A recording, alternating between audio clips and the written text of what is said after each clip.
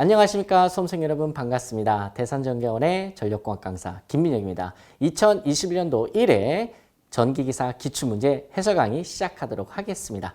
전력공학인데요. 문제 수준은 한 평이했다라고 볼 수가 있겠네요. 시험 보신 분들 정말 고생 많으셨습니다. 1번부터 시작하도록 할게요. 1번 문제는 수력 발전에 관련된 문제였는데요. 우리 수업 때 풀었던 문제하고 똑같은 문제였네요. 자, 내용 확인해 볼게요. 그림과 같은 유황곡선을 가진 수력 지점에서 최대 사용 수량이 5시 1년간 계속 발전하는 데 필요한 저수지의 용량을 물어봅니다. 그러면은 요만큼의 유량으로 계속해서 발전하고 싶다라는 거예요. 근데 여기 그림을 보시면 유황곡선이 어떻게 그려져 있어요? 요렇게 그려져 있죠. 그러면은 사실 여기서부터 여기까지는 지금 최대 사용 수량보다 더 높기 때문에 문제가 안 돼요, 여기는. 근데 여기는 어때요, 여러분? 여기는 여러분 유량이 부족한 거죠? 그러면 이마만큼을 우리가 보충해야 된다라는 거죠. 맞춰줘야죠. 이 OC만큼을 계속해서. 그렇죠? 그럼 요만큼이 뭐다? 바로 저수지의 용량이 된다. 정답은 D, E, B였다. 다음 문제 풀어보도록 할게요. 2번, 썰렁한 문제죠. 우리가 OCR 같은 보호계정기들이 동작하는 특성에 따라서 크게 4가지로 나뉘었었죠. 순환시, 정환시, 반환시, 반환시, 정환시. 그 중에서 어떤 것을 물어봤냐? 되게 간단한 거 물어봤어요. 크기가 커질수록 동작 시간이 짧게 되는 거. 반비례 특성이죠. 정답은 3번. 여러분, 만약에 순환시였다면, 그쵸? 키워드가 뭐였죠? 즉시라는 말. 그 다음에 정환시 계정기는요. 일정한 시간을 정해놨다. 이런 말이 키워드였고, 반환시, 정환시는요. 가장 긴 게 정답이죠. 왜? 반환시의 특성과 정환시 특성을 두 개 다 설명을 해야 되기 때문에 그렇습니다. 뭐 간단하게 3번 문제, 3번 풀어봤고요. 3번 문제 또 보도록 할게요. 3번 문제도 여러분 이상전압 파트에서 다뤘던 거죠. 크게 우리가 직경례, 유도례 이와 관련된 가공지선과 매설지선이 있었어요. 그래서 가공지선과 매설지선은 역할을 여러분께서 구분을 해주셔야 됩니다. 3번 보시면 접지봉으로 탑각의 접지저항 값을, 그럼 여기서 말하는 탑각이라는 게 뭐죠? 철탑각, 즉 철탑 다리의 접지저항을 이야기하는 겁니다. 근데 그 접지저항을 낮춰야 돼요. 여러분, 만약에 철탑의 접지저항 값이 높으면 어떻게 된다고 했죠? 그렇죠. 역섬락을 일으킬 수가 있다더라. 그럼 역섬락을 일으키지 않으려면 여러분 철탑각 저항을 낮춰줘야 되겠죠. 그러면 무엇을 깔아주면 되냐? 바로 매설지선이다. 정답은 2번이 되고요. 가공지선의 역할은 뭡니까? 직경례 차폐, 유도례 차폐, 통신선의 유도장의 차폐. 그래서 차폐선의 역할까지 하는 게 또 가공지선이었죠. 뭐 이랬든 저랬든 지금 요 해당 문제는 정답이 2번이 되는 거죠. 접지저항값까지 줄일 수 없을 때, 즉 저항값을 줄이고 싶다. 그때 어떻게 되냐? 매설지선을 설치해야 된다라는 이야기입니다. 4번 문제 보도록 할게요. 아주 간단한 계산 문제인데요. 문제 역시 우리가 계속 다뤘던 문제입니다. 삼상 3선식 송전선에서 한 선의 저항이 10옴, 리액턴스가 20옴이며 수전단의 선간전압이 60kV래요. 그리고 역률이 0.8이다. 아하, 밑줄 긋게요. 전압 강화율이 10%. 그러면은 이런 문제 어떻게 접근하는 거였어요? 그렇죠. 전압 강화율이 기지값이기 때문에 전압 강화율에 관한 공식을 쓰고 시작하면 문제 빨리 풀 수 있다라고 했었죠. 이랬을 때 송전솔로는 약 몇 킬로와트까지 수전할 수 있겠는가? P를 물어보는 거네요. 그러면 전압 강화율 델타는 V의 제곱분의 P에 가로 열고 R 플러스 X의 탄젠트 세타다. 여기에서 우리가 구하고자 하는 것은 바로 이 P 값이죠.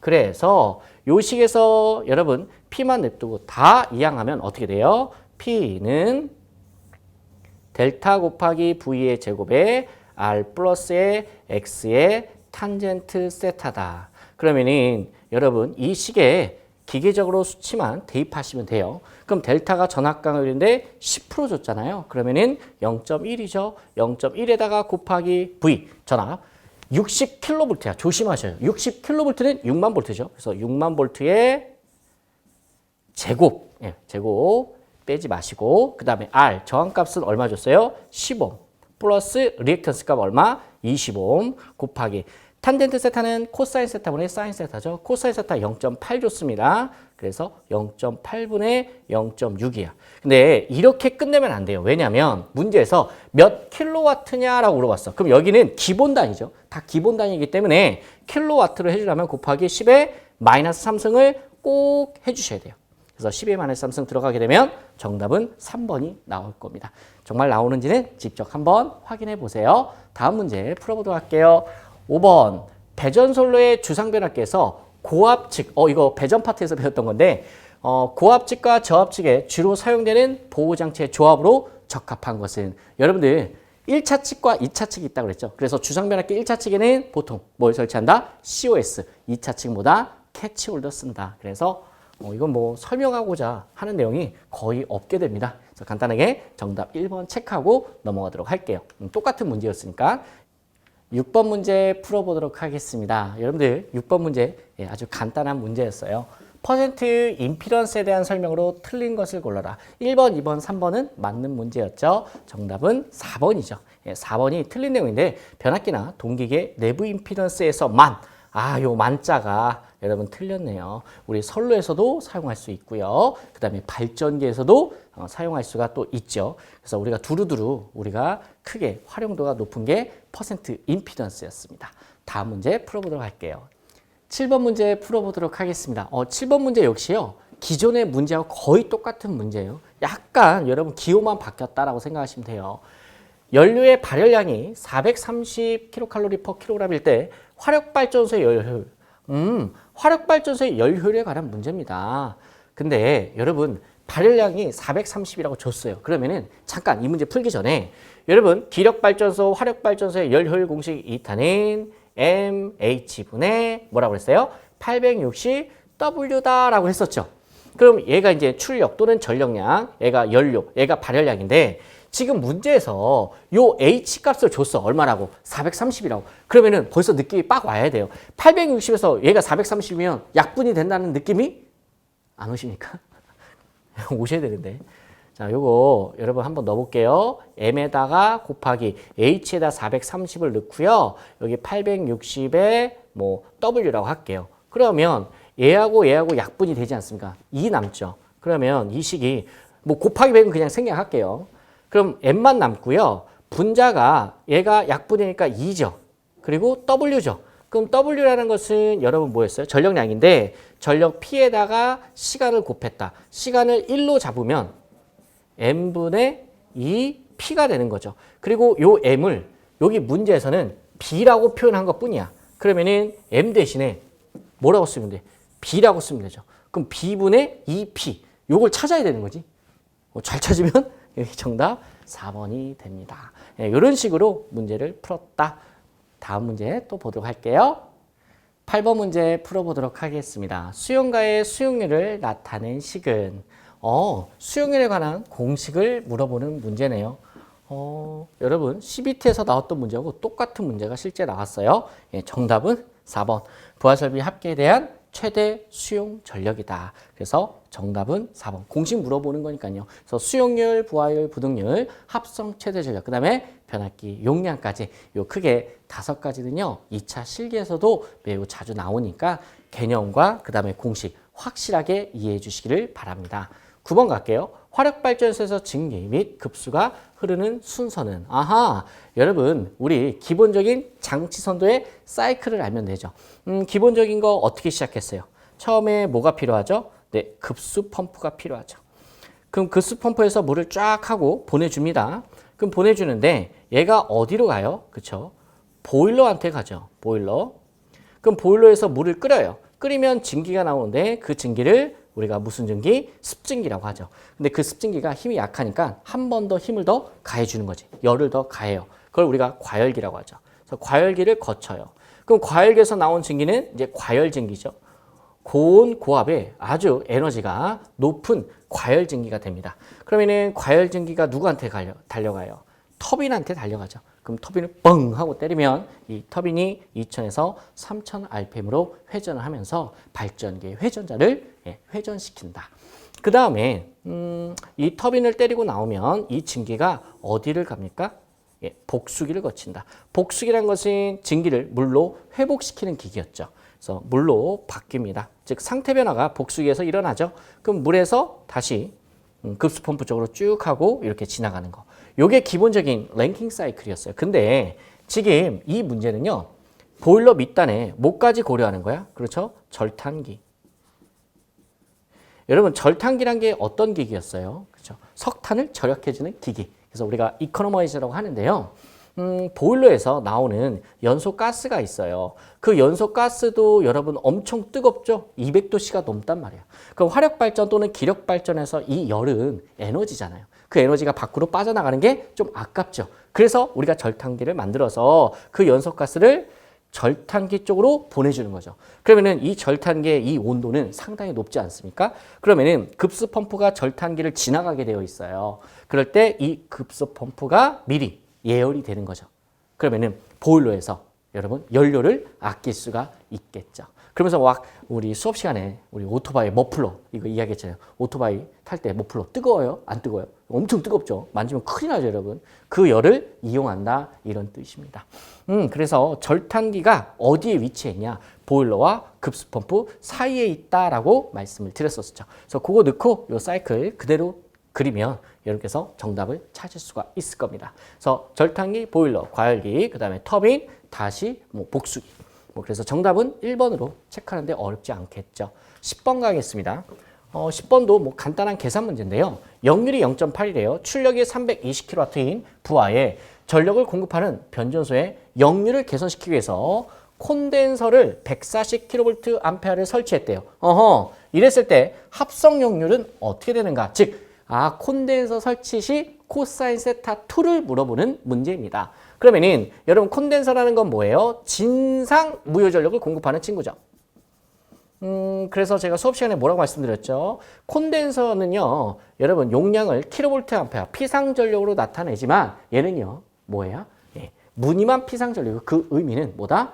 무효 전력의 의미였다라는 거죠. 그래서 실제 2차 실기에서는 이 콘덴서 용량의 단위를 킬로볼트 표기도 하고 킬로바로 표기하기도 합니다. 뭐 이랬든 저랬든 진상 무효 전력이다라는 걸 여러분께서 알고 계셔야 됩니다. 그러면은 먼저 이런 문제 풀 때 뭐부터 구해야 돼요? 부하의 지상 무효 전력. 부하의 무효 전력은 다 지상분이에요. 그러면은 지상 무효 전력을 계산해 볼게요. 그럼 지상 무효 전력 PR은 P에다가 곱하기 탄젠트 세타죠. 여기서 P는 뭐다? 유효 전력이고요. P 계산하면 320에다가 곱하기 탄젠트 세타는 0.8분의 0.6이죠. 그러면은 8, 4, 32, 4, 6에 24. 그러면은 240kB네요. 아하, 지금 제가 240kB를 구했는데 8, 4, 32 맞죠? 4, 6, 24. 240kB인데 얘는 뭐야? 지상이다라는 거지. 그러면은 이만큼의 지상 무효분을 가지고 있는 부하였는데 여기에다가 진상 무효 전력 140을 공급했으니까 여기서 빼줘야겠죠. 그러면은 240에서 140을 빼주는 거예요. 그러면 얼마 남아? 100만큼 남죠. 무효 전력이 100이 된 거죠. 그러면은 무효 전력이 줄었으니까 역률은 당연히 올라가겠죠. 그러므로 코사인 세타는 어떻게 되냐? 루트 유효 전력의 제곱에 플러스 무효 전력인데 유효 전력은 320의 제곱에 플러스 지금 무효 전력 얼마 남았어? 100 남았죠. 100의 제곱분의 320이다. 요거 계산기 두드리면 something 얼마 나오겠죠. 제가 두드렸을 때는 대략 한 2번 정도 나왔던 것 같아요. 0.95 정도 나온 것 같은데 여러분 한번 직접 확인해 보시기를 바랍니다. 11번 갈게요. 용량이 20kVA인 단상 주상 변압기에 걸리는 하루 동안의 부하가 처음은 14시간 동안 20kW, 다음 10시간 동안은 10kW일 때 이 변압기에 의한 하루 동안의 손실량은 여러분 이거 전기 기기 시간에 다루는 내용이 여기서 나왔네요. 그래도 한번 풀어보죠. 어렵지 않습니다. 용량이 20kVA인 변압기가 있대요. 그래서 처음에 14시간 동안은 20kW, 그 다음 10시간 동안은 10kW일 때 이 변압기의 하루 동안의 전체 손실량을 물어봤어. 그럼 변압기의 손실은 개념이 어떻게 돼요? 파워로스는 개념 자체가 이거죠. 철손 플러스 동손이었죠. 철소는 24시간 내내 발생하는 손실이죠. 그래서 이 사용하는 시간대와 관련 없어요. 24시간 내내 발생하는 거죠. 그래서 여러분 철소를 저감시키기 위해서 우리가 여러 가지를 하지 않습니까? 그럼 철소는 어떻게 구해요? 24시간 내내 발생하는 거니까 24 곱하기 원래 철소 PI 값 주었을 거예요. 주었어. 한번 볼까요? 전부하 동선, 얘가 이제 PC죠. 전부하 동선이 PC고 철선 PI가 100W이다. 그러면은 24 곱하기 100을 하시면 돼요. 그러면은 이거 암산하면 얼마예요? 2400Wh가 되는 거죠. 얘가 뭐가 되는 거예요? 그렇지. 철선이 되는 거죠. 그럼 여기다가 뭐만 더해주면 돼요? 동선만 더해주면 됩니다. 근데 동선은 우리가 전기를 사용한 것에 따라서 달라지지 않습니까? 그러면은 동선을 우리가 PI라고 할 때 어떻게 구합니까? M의 제곱에 PC다라는 거죠. 이때 M은 뭐죠? 부하율이었어요. 부하율이라는 것은 변압기 용량에 대한 부하, 실제 사용한 크기의 비죠. 그러면은 전체 용량이 20이야. 근데 14시간 동안은 20만큼 다 썼대. 역률이 1이니까 1대1이잖아요. 용량만큼 다 쓴 거예요. 역률 1이라고 했으니까. 그럼 부하율 얼마야? 1이죠. 그러면은 M의 제곱 곱하기 PC 여기에다 이제 숫자만 대입하면 돼. 1이에요. 부하율이 1이니까 1의 제곱에다가 곱하기 PC를 해보세요. 그러면은 PC가 지금 전부하 동선이잖아요. 얼마라고 그랬어? 네. 300W라고 그랬어요. 근데 몇 시간 썼어요? 처음에는 14시간 썼어. 그래서 시간 T를 곱할 때 여기다 몇 시간? 14시간 곱하면 돼. 요 값에다가 더하기 이제 뭘 더해주면 돼? 두 번째 구간. 10시간 동안은 10kW를 썼대. 전체 용량이 20이잖아요. 근데 10을 썼으니까 부하율이 20분의 10이니까 0.5 걸리겠죠. 그래서 0.5의 제곱에 곱하기 300 곱하기 이번에는 몇 시간? 10시간. 요거 계산하면 여러분 세모가 나와요. 그래서 얘하고 얘하고요. 서로 더해줘. 이 값과 2400을 더하면 7350 정도가 나올 겁니다. 실제 그렇게 나오는지 한번 확인해 보시고요. 12번 가겠습니다. 통신선과 평행인 주파수 61Hz. 이런 문제 역시 우리가 다뤘던 문제네요. 61Hz에 3상 1회선 송전선 있다. 1선 지락 때문에 영상전류 조심하셔야죠. 네, 영상전류가 몇 암페야? 100A. 그럼 지락사고시의 지락전류는 영상전류 몇 배다? 그렇죠. 3배다고 연습 많이 했었어요. 그러면 통신선에 유도되는 전자 유도전압은 몇 볼트인가?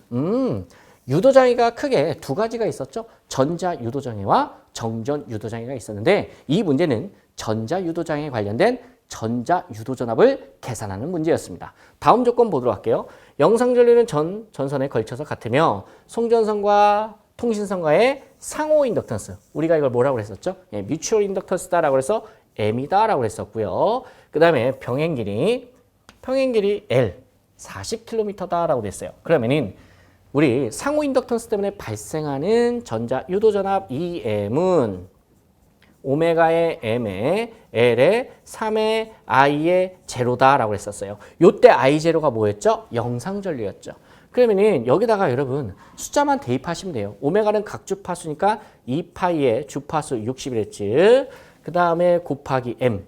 M이 뭐예요? 여기 상호 인덕턴스 0.06 밀리헬리잖아요. 그럼 헬리로 바꾸면 10의 마이너스 3승이고 퍼 킬로미터잖아. 1km당 0.06이니까 전체 선로의 길이 40km를 곱해주는 거죠. 이게 전체 뮤추얼 인덕턴스 M 값이 된다. 그 다음에 여러분 여기 3 곱하기 영상전류 요 I0 값 얼마 줬습니까? 100A 줬네요. 그럼 100 이렇게 곱하시면 되는 거예요. 주어진 조건 다 넣게 되었네요. 이거 계산기 두드리면 뭐 something 얼마 나오겠죠. 아마 제 기억으로는 뭐 틀릴 수도 있지만 한 정답이 4번이지 않았나 싶습니다.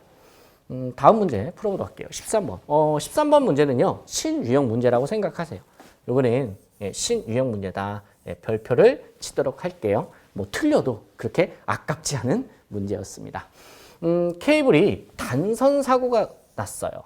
그래서 단선 사고에 의한 고장점까지의 거리를 정전 용량 측정법으로 구하는 경우. 아하, 이게 원래 논점이 어떻게 시작되는 거냐면 케이블의 고장점을 탐지하는 방법이 한 4가지 정도 돼 있어요. 그 중에서 우리 2차 실기 때 많이 나오는 게 머레이 루프법이 있고요. 펄스 레이더법이 있고요. 정전 용량법이 있는데 그 중에서 얘가 정전 용량법에 대해서 물어보는 거예요. 그래서 자주 나왔던 문제는 아니고요. 정말 처음 나왔다고 해도 과언이 아닙니다. 건전상의 정전 용량이 C라고 하고요. 고정점까지의 정전 용량이 CX라고 할게요. 그러니까 정상 상태에서 정전 용량이 C고요. 고장이 났을 때의 정전 용량이 CX라고 하자 이런 얘기예요. 그랬을 때 케이블의 길이가 L1일 때 고장점까지의 거리를 나타내는 식은 이게 무슨 말이냐? 케이블이 이렇게 있지 않습니까? 그러면은 케이블에서 고장이 났어. 그러면은 우리 지중전선로의 단점이 뭐죠? 고장난 곳을 고장난 개소를 찾기가 어렵지 않습니까? 그 고장난 곳을 찾기 위해서 사용하는 방법이 바로 머레이 루프법이나 펄스 레이더법이나 정전 용량법이다라는 거야. 근데 뭐 똑같이 시험에 나오진 않겠지만 이 정전 용량법은 딴 데서는 못 써요. 어디에서 쓰냐? 단선 사고에서만 쓰는 겁니다. 그러면은 여기서 고장이 났을 때 여기서부터 여기까지 요 길이가 얼마냐라는 거예요. 요걸 물어보는 거예요. 근데 여기서부터 여기까지 고장점까지의 거리를 알고 싶은데 이 거리를 구하고자 할 때 정전 용량을 이용해서 구한다라고 해서 정전 용량법이다라는 거예요. 그러면 여러분 제가 미리 잠깐 썰렁하게 그림을 그렸는데요. 이게 무슨 말이냐면 얘가 선로예요. 그럼 정상 상태에서 선로와 대지 사이의 정전 용량을 C라고 하자 이거죠. 그리고 고장이 났을 때 단선이 났다. 단선사고가 발생했을 때 그때 요 선로와 대지 사이의 정전 용량을 CX라고 하자. 그리고 그때부터 여기까지 고장점까지의 거리를 라지 L이라고 하자. 그럼 고장점까지의 라지 L은 C분의 CXL이다라는 거죠. 여기서 L이 뭐냐면 여기 요 선로의 길이에요. 지금 문제에서 요 선로의 길이를 스몰 L이라고 줬거든요. 그래서 L 그대로 올려주시면 되고요. C분의 CX다라는 거예요. C는 뭐예요? 정상 상태에서의 정전 용량. CX는 뭐예요? CX는 그쵸. 고장이 났을 때의 정전 용량이다라는 거죠. 이해되십니까? 그래서 이렇게 요 비례식으로 간단하게 푸는 게 바로 정전 용량법이었어요. 그래서 공식 고르시면 정답이 되겠죠. 이해되시죠? 다음 문제 가져갈게요. 14번 전력 퓨즈의 역할을 물어보네요. 땡큐죠.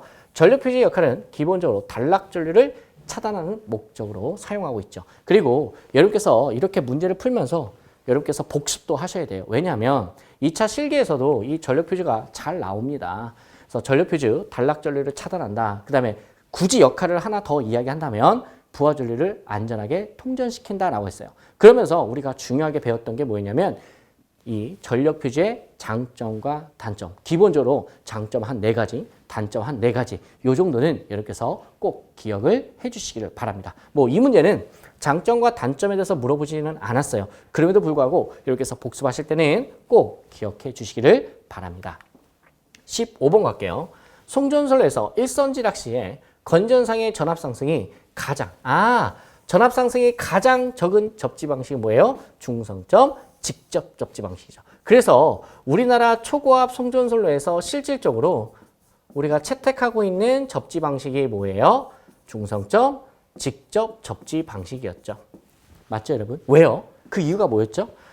중성점 직접 접지 방식을 채택했을 때 일선지락 사고 시 건전상의 전위 상승이 최소라고 했어.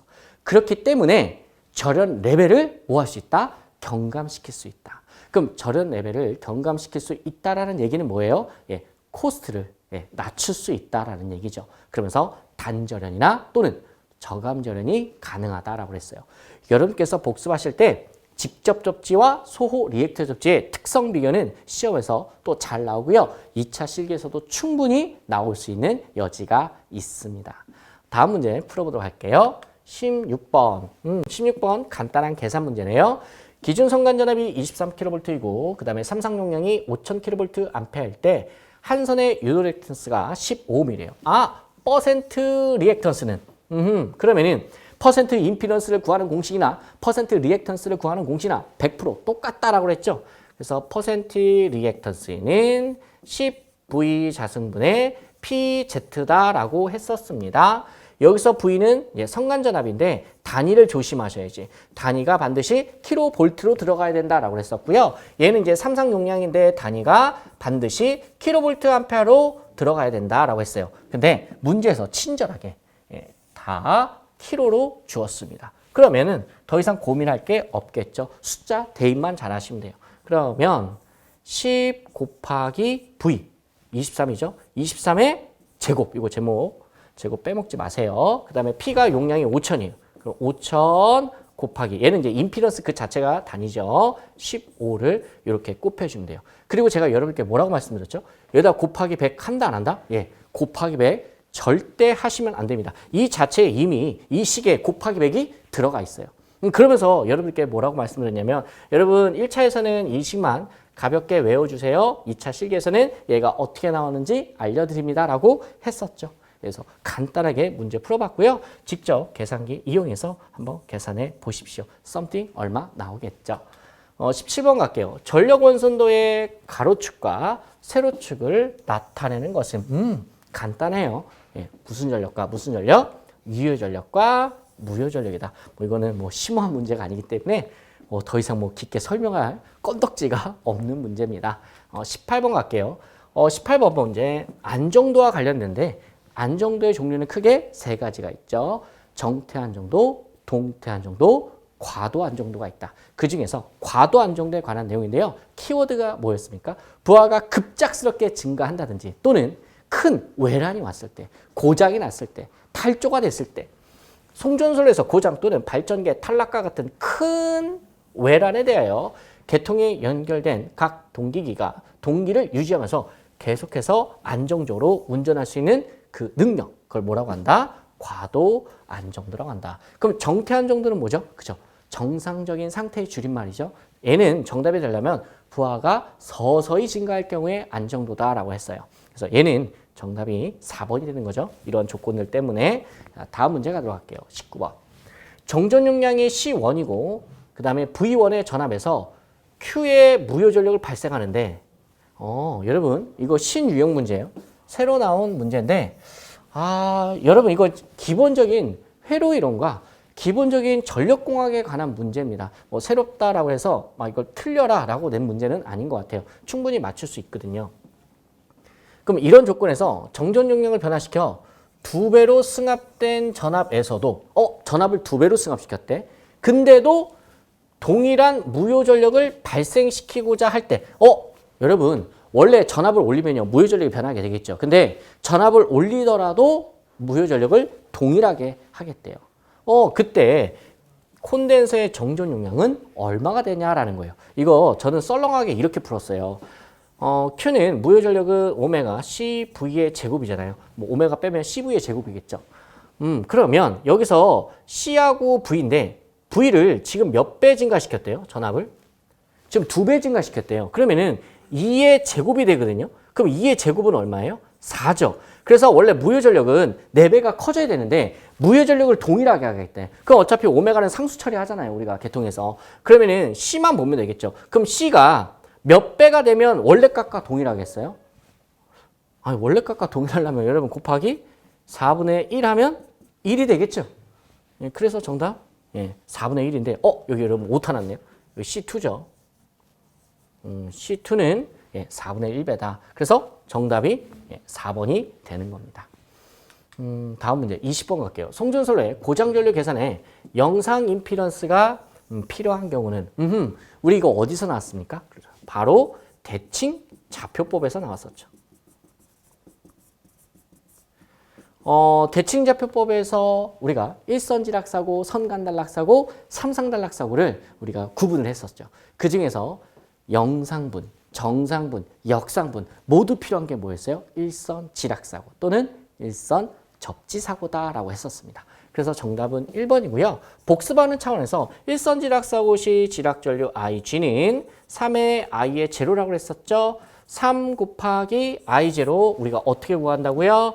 영상분 임피던스 더하기 정상분 임피던스 더하기 역상분 임피던스분의 정상분 연합 2라고 해서 이렇게 식이 된다라고 했었어요. 그래서 영상분, 정상분, 역상분 and 영상분이 필요한 것은 딱 하나밖에 없어요. 그게 바로 뭐다? 일선 지락사고다라고 했었죠. 그래서 또 나올 수도 있기 때문에 이러한 기본적인 공식은 꼭 알고 계셔 주셔야 합니다. 그리고 2차 실기에서도 이 공식 써서 계산하는 문제가 가끔 또 출제되고 있습니다. 자, 여기까지 여러분 전력공학에 관한 기출문제를 살펴보았는데요. 여러분들 시험 보시느라 정말 고생 많으셨습니다. 여러분들의 건승을 기원합니다. 감사합니다. 수험생 여러분 고생 많으셨습니다.